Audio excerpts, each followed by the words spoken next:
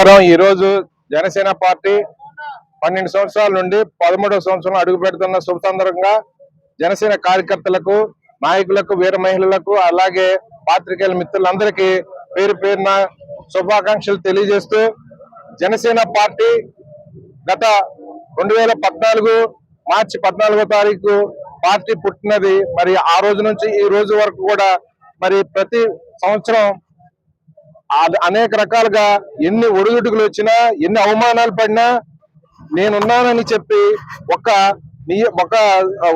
Single man army లాగా ఆయన పార్టీని మరి ఈ రోజు కూడా వెనకడుగేయకోకుండా ముందు నడిపిస్తున్నారంటే అది ఒక పవన్ కళ్యాణ్ గారి వల్లే సాధ్యమవుతుందని నిరూపించుకున్నారు. ఎందుకంటే జనసేన పార్టీ ఫస్ట్ లో ఎంతమంది ఉన్నారనేది మనకు తెలుసు. మరి ఆ రోజు నుంచి ఈ రోజు వరకు అటు సభ్యత్వం కానివ్వండి, అదే రకంగా కార్యకర్తలు, వీర మహిళలు అందరూ రోజు రోజుకి ప్రతి సంవత్సరం రెట్టింపు అవ్వటం వల్ల పార్టీలో కార్యకర్తలు పెరగడమే కానీ తగ్గడం అనేది లేదు.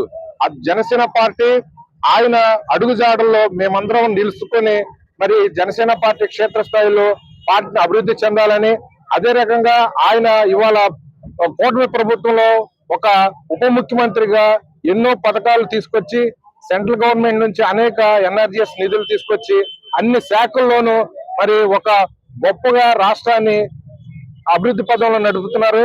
అటువంటి ఉప ముఖ్యమంత్రి వర్యులు రేపు అత్యున్నత స్థాయిలో నిలబడాలని మరి మా జనసేన కార్యకర్తలు కూడా మా కోరిక.